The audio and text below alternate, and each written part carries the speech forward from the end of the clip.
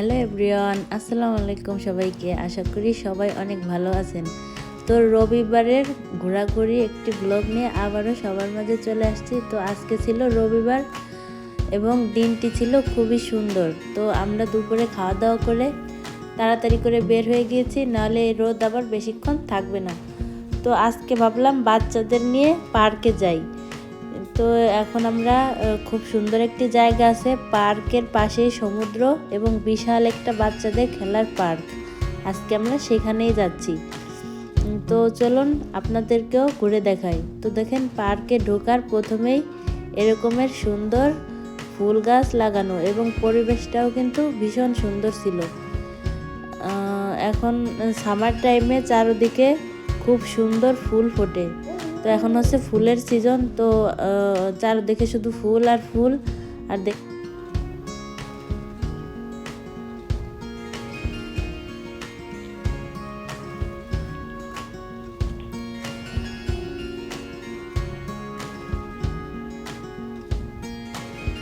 দেখুন, আমাদের মতো কিন্তু এখানে আরও অনেক বাচ্চারাও চলে আসছে।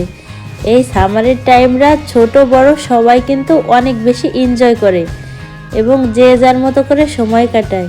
তো আপনারা দেখুন, এখানে সব বাচ্চারা কত সুন্দর খেলা করতেছে।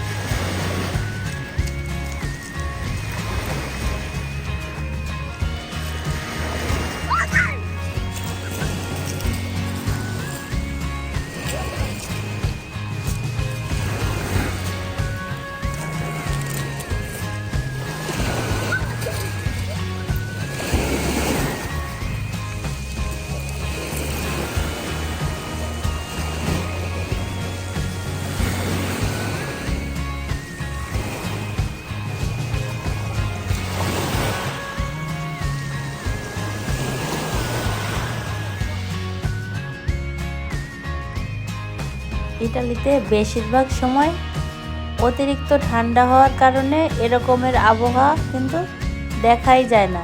তো যখনই একটু এরকম রৌদ্র হয় তখনও কিন্তু সবাই একেবারে বের হয়ে পড়ে।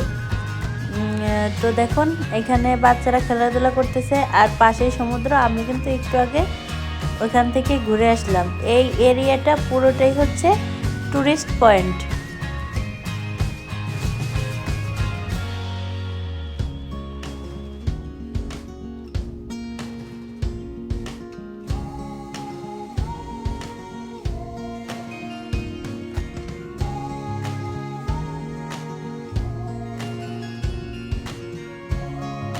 আসুন আপনাদের সাথে এলাকাটা ঘুরিয়ে দেখাই। এই যে দেখুন, এই এরিয়ার ভিতরে চারদিকে কিন্তু আবাসিক বাসাবাড়ি খুবই কম। এই যে বাসাগুলো দেখতেছেন, এগুলো কিন্তু সবই হোটেল।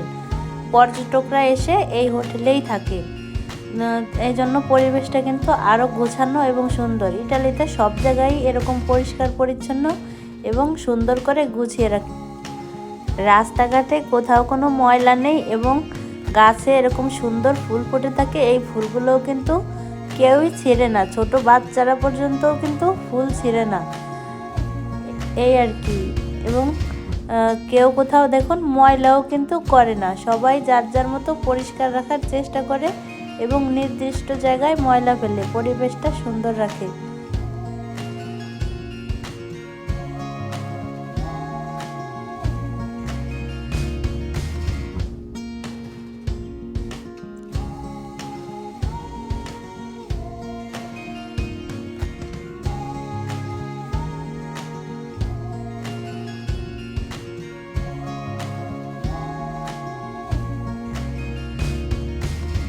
তো আমার আশেপাশে ঘোরা শেষ, আমি আবারও পার্কে চলে আসছি।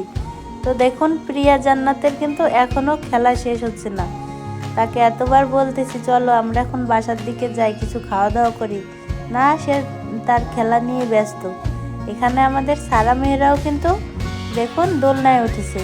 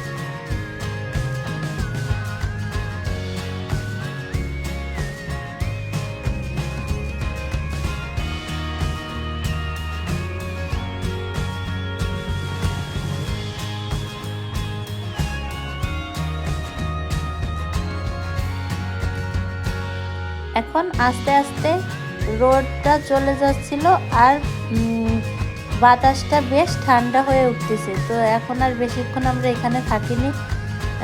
এখান থেকে আমরা আরেকটি জায়গায় যে আমাদের কিছু কেনাকাটা ছিল সেগুলো করে নিয়েছি।